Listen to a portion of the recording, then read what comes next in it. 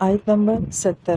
یا اہل الکتاب لما تکفرون بآیات اللہ وانتم تشہدون، اور اہل کتاب تم کیوں اللہ تعالیٰ کی آیات کا انکار کرتے ہو جبکہ تم خود گواہ ہو۔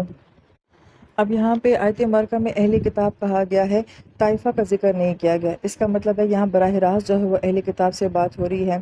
اور پھر اہل کتاب کن کو کہا جاتا تھا؟ جو کہ یہود و نصارہ میں ان کے علمی طبقہ ہوا کرتا تھا۔ اور پھر غور طلب بات یہ ہے کہ ان کو اہل تورات یا اہل انجیل نہیں کہا جاتا تھا بلکہ اہل کتاب کہا جاتا تھا۔ اور پھر یہاں سے اہم بات یہ بھی ہے کہ اہل کتاب ہے تو پھر مسلمان بھی آ جاتے ہیں، یعنی کہ جس شخص کو بھی کتاب دی گئی ہے وہ اہل کتاب میں آ جاتا ہے۔ لہٰذا اس طرح سے یہ آیت مبارکہ جو ہے جہاں یہود و نصارہ کے ساتھ بات کر رہی ہے وہاں ہمارے ساتھ بھی بات کر رہی ہے۔ لیکن آیت میں یہ کہا جا رہا ہے کہ اہل کتاب تم کفر کیوں کرتے ہو؟ تو یہاں پہ پہلا سوال ہمارے ذہن میں یہ آتا ہے کہ جو اہل کتاب ہوگا وہ تو علم کا بڑا ماہر ہوگا، تو پھر وہ کفر کیسے کر سکتا ہے؟ اور اگر وہ کفر کرنے والا ہے تو پھر وہ اہل کتاب کیسے ہو سکتا ہے؟ لہٰذا یہی سوال یہود و نصارہ کے لیے بھی ہے اور یہی سوال جو ہے وہ آج کے مسلمان کے لیے بھی ہے۔ تو اس کا ایک جواب تو علماء کرام یہ دیتے ہیں کہ ہم کتاب کو تو مانتے ہیں، یعنی کہ کتاب کا علم تو ہم جانتے ہیں، لیکن اس کو قبول کرنے کے لیے، اس کے اوپر عمل کرنے کے لیے ہم تیار نہیں ہوتے ہیں۔ لہٰذا وہ لوگ کیا کیا کرتے تھے کہ ان کی کتابوں میں نبی علیہ السلام کی بشارت بالکل واضح طور پہ موجود تھی، مگر وہ بتانے کو تیار نہیں تھے، ماننے کو تیار نہیں تھے۔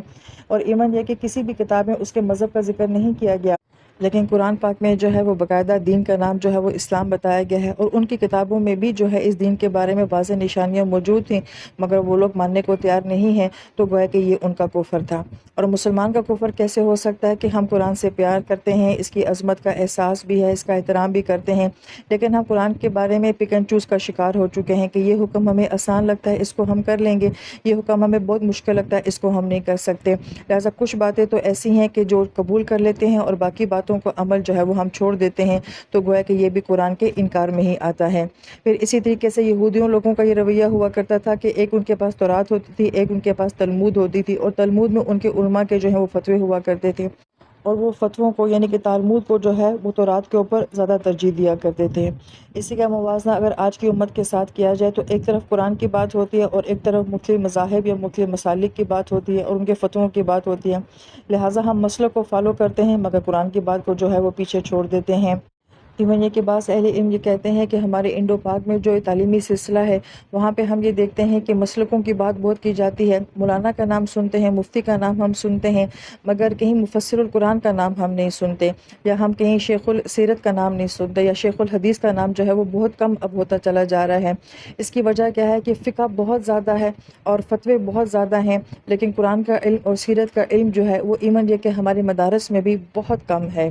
اور پھر اس کا اثر معاشرے میں کیا پڑتا ہے کہ عوام الناس کے اندر بھی جو ہے وہ مسلکوں کی بات کی جاتی ہے، قرآن کو جاننے کی، قرآن کی خوبصورتی کی، قرآن کی تفسیر کی، یا نبی علیہ السلام کی سیرت کے بارے میں جو ہے وہ جاننے کی اتنی لوگوں میں تمنا نہیں ہوتی، یا وہ چیز ہمیں جو ہے اپنے معاشرے میں نظر نہیں آتی ہے۔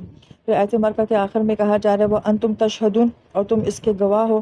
اب آپ علیہ السلام جو ہیں وہ تورات اور انجیل کو نہیں جانتے تھے، آپ علیہ السلام تو قرآن پاک کی تلاوت کر رہے تھے، اور اس میں یہ کہا جا رہا ہے کہ تم کفر کر رہے ہو، تو گویا کہ قرآن یہ بتا رہا ہے کہ وہ سب کچھ جاننے کے باوجود یہ سب کچھ کر رہے ہیں، تو گویا کہ قرآن بھی گواہی دے رہا ہے، جب قرآن کو پڑھ کے جو ہے نبی علیہ السلام بھی انہی گواہوں میں شامل ہیں۔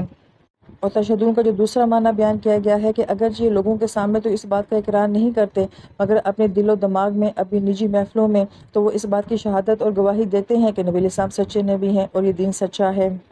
اور تیسرا معنی یہ بھی بیان کیا جاتا ہے کہ نبی علیہ السلام کے بارے میں جتنی بھی بشارتیں جو ہیں اور جو نشانیاں اور علامات بتائی گئی تھیں وہ اہل کتاب کا طبقہ تو جانتا تھا، عوام الناس تو چلیں وہ ان کی ایکسیس نہیں تھی ان کتابوں تک، وہ نہیں جانتے تھے، مگر اہل علم جو ہیں وہ تو جانتے تھے، تو گویا کہ کہا جا رہا ہے کہ تم تو گواہ تھے، تم تو کم سے کم ساری بات کو جانتے تھے۔ پھر آیت نمبر 71 میں اللہ تعالیٰ فرماتے ہیں یا اہل الکتاب لما تلبسون الحق بالباطل وتکتمون الحق وانتم تعلمون، اور اے اہل کتاب تم کیوں حق کے اوپر باطل کا ملمہ چڑھاتے ہو اور حق کو چھپاتے ہو، اور اس کے باوجود کہ تم جانتے بوجھتے بھی ہو۔ اب اس آیت مبارکہ میں اہل کتاب کو مخاطب کیا جا رہا ہے اور لما کا لفظ لایا جا رہا ہے، اور یعنی کہ ان سے یہ کہا جا رہا ہے کہ اتنا علم ہونے کے بعد اور اتنا وقت اس کتاب کے ساتھ گزارنے کے بعد لما کیسے تم یہ کیسے کر سکتے ہو؟ اور پھر کس چیز کے کرنے کی بات کی جا رہی ہے؟ تلبیسون کا لفظ یہاں پہ آیا ہے۔ تلبیسون کا لفظ اس سے لفظ لباس بھی بنتا ہے، اور لباس جو ہوتا ہے وہ جسم کو چھپانے کا کام کرتا ہے۔ اسی طریقے سے جو کمپل ہوتی ہے جب وہ بند ہوتی ہے اور باہر اس کا سبز رنگ کا خول ہوتا ہے اس کو بھی لبوس کہا جاتا ہے۔ اور لباس کا ایک معنی جو ہوتا ہے وہ کنفیوز کا بھی ہوتا ہے. ہماری اردو زبان میں ملتبس کا لفظ بھی جو ہے وہ بولا جاتا ہے. تو ایک چیز کا کسی دوسری چیز کے ساتھ اس طرح سے مل جانا کہ وہ آپ کو کنفیوز کر دے اور وہ چیز واضح نہ ہو. پھر کس سے کس چیز کو جو ہے وہ چھپایا جا رہا ہے، تو حق اور باطل کا لفظ یہاں پہ آتا ہے. حق کے کچھ معنی بیان کیے جاتے ہیں. حق کا پہلا معنی بیان کیا جاتا ہے سچ کا ہونا. تو گویا کہ یہاں پہ کہا جا رہا ہے کہ تم حق کو جو ہے وہ باطل سے چھپاتے ہو. باطل اس کو کہا جاتا ہے جو جھوٹ ہوتا ہے، جس کی کوئی حقیقت ہی نہیں ہوتی ہے. تو جب انسان کے سامنے سچ نہیں ہوتا ہے تو پھر انسان زندگی میں کتنا دھوکہ کھاتا ہے. حق کا دوسرا معنی بیان کیا جاتا ہے مقصد کے ساتھ. اور ظاہری بات ہے کہ دین ایک مقصد ہے، ایک سوچ ہے، اس کے پیچھے ایک ویژن ہے. اگر اس حق کو جو ہے، اس مقصد کو جو ہے وہ باطل کے ساتھ ملا دیا جائے گا تو پھر دین کیا ہو جائے گا؟ دین بے مقصد ہو جائے گا، وہ ایک عام سی چیز بن جائے گا، بلکہ لوگوں کی نظر میں وہ اپنی اہمیت کو جو ہے وہ کھو دے گا. مثلاً دین میں نماز ہے، نماز کا تعلق اللہ تعالیٰ کی یاد کے ساتھ ہے، یہ نماز کا مقصد ہے. رمضان ہے، اس کا تعلق تقویٰ کے ساتھ ہے. حج ہے، اس کا تعلق فطرت کے ساتھ ہے. زکوٰۃ ہے، اس کا تعلق جو ہے وہ تزکیہ کے ساتھ ہے. تو گویا کہ ہر عبادت کے پیچھے ہمیں ایک مقصد نظر آتا ہے. لیکن جب حق کو باطل کے ساتھ ملا دیا جاتا ہے تو پھر ہمیں ان تمام عبادات کے کوئی مقصد ہی نظر نہیں آتے. ہم یہ کہتے ہیں کہ ہم نماز کیوں پڑھیں، گرمی میں روزے کیوں رکھیں، اور کون اتنی دور حج کرنے کے لیے جائے، اور میں اپنے مال سے زکوٰۃ کیوں دوں. پھر ہمیں زکوٰۃ جو ہے وہ تاوان لگنے شروع ہو جاتی ہے. یہ ایک بہت بڑا نقصان ہوتا ہے کہ جب حق کو باطل کے ساتھ گڑبڑ کیا جاتا ہے. پھر حق کا ایک معنی جو ہے وہ حقوق سے بھی بیان کیا گیا ہے. لہٰذا اس دین کے ہم پہ بہت سارے حقوق بنتے ہیں. مثلا اللہ تعالیٰ کی ذات کا بھی ہم پہ حق بنتا ہے، اور سب سے پہلا حق جو ہے وہ اللہ تعالیٰ کی ذات کا ہوتا ہے. نبی علیہ السلام کا ہم پہ ایک حق بنتا ہے. اور جب ان حقوق کو بھی آپس میں گڈمڈ کیا جاتا ہے تو پھر گویا کہ خدا کو نبی کے مقام پہ لایا جاتا ہے، نبی کو خدا کے مقام پہ لایا جاتا ہے. اسی طریقے سے دین میں کتنے حقوق جو ہیں وہ بیان کیے جاتے ہیں. تو جب حق کو باطل کے ساتھ ملایا جاتا ہے تو ایک انسان کو پتہ ہی نہیں چلتا کہ اس کی زندگی میں کس کا کتنا حق ہے اور کس کو کتنا حق دینا ہے. پھر حق کا ایک معنی حقیقت سے بھی بیان کیا جاتا ہے. اور جب حق کو باطل کے ساتھ ملایا جاتا ہے تو پھر اصل بات کی حقیقت کو چھپایا جاتا ہے. نبی علیہ السلام کی حقیقت کو چھپایا گیا، ابراہیم علیہ السلام کی حقیقت کو چھپایا گیا. کبھی انہیں یہودی، کبھی نصارہ، کبھی مشرک جو ہے وہ انہیں کہا گیا. عیسیٰ علیہ السلام کو خدا کہہ دیا، انہیں تمام گناہوں کا کفارہ بنا کے پیش کر دیا، اور عام انسان کو جو ہے وہ دھوکے میں ڈال دیا کہ تمہیں عمل کرنے کی ضرورت نہیں ہے. پھر حق کا ایک معنی جو ہے وہ ذمہ داری سے بھی بیان کیا گیا ہے.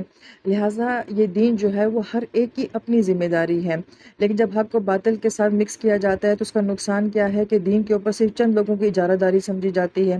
لہٰذا ہم عیسائی مذہب میں دیکھتے ہیں کہ پاپ جو ہے وہ پورے دین کو کنٹرول کرتا ہے. یہودیوں میں ہم دیکھتے ہیں کہ ان کے جو احبار ہوتے ہیں وہ پورے دین کو کنٹرول کرتے ہیں. اور ہمارے ہاں جو ایک خاص مذہبی طبقہ ہوتا ہے اس کو جو ہے وہ دین کے اوپر کنٹرول حاصل ہوتا ہے. تو انسان اپنی ذاتی ذمہ داری سے بری ہو جاتا ہے کہ شاید یہ میرے سیکھنے کا کام نہیں ہے، میرے جاننے کا کام نہیں ہے، یہ صرف چند لوگوں کے جاننے اور ماننے کا نام ہے.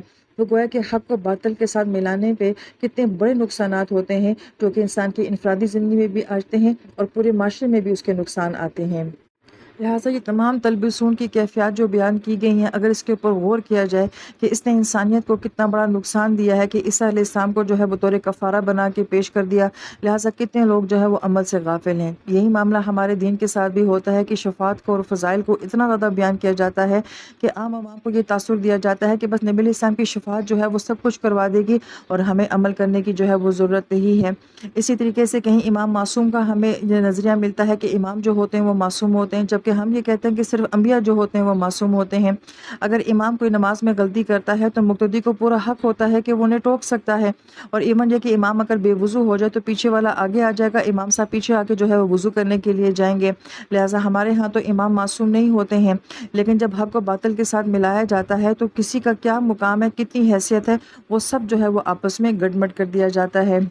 پھر جب ہم آیت مبارکہ پہ غور کرتے ہیں تو جب اللہ پاک فرماتے ہیں کہ تم حق کو جو ہے وہ باطل کے ساتھ ملاتے ہو، اور پھر دوبارہ سے فرمایا کہ اور تم حق کو چھپاتے ہو، تو گویا کہ یہ دو الگ الگ عمل ہیں.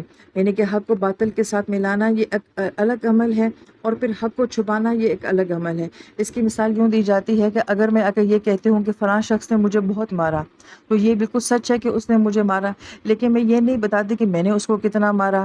تو گویا کہ ایک سچ جو ہے وہ تو بتایا جا رہا ہے اور وہ واقعی سچ ہے بھی، لیکن اس کے برعکس دوسرا کتنا بڑا سچ ایسا ہے جو کہ چھپایا جا رہا ہے. لہٰذا ایسے شخص کو آپ جھوٹا بھی نہیں کہہ سکتے، کیونکہ جو وہ کہہ رہا ہے وہ واقعی سچ کہہ رہا ہے کہ اس کو کسی نے مارا ہے.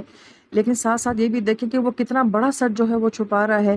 تو گویا کہ یہ معاملہ بھی کیا جاتا ہے کہ کہیں تو ملایا جاتا ہے حق و باطل کے ساتھ، اور کہیں جو ہے وہ تھوڑا سا سچ بتا کے بہت بڑے سچ کو جو ہے وہ چھپا دیا جاتا ہے.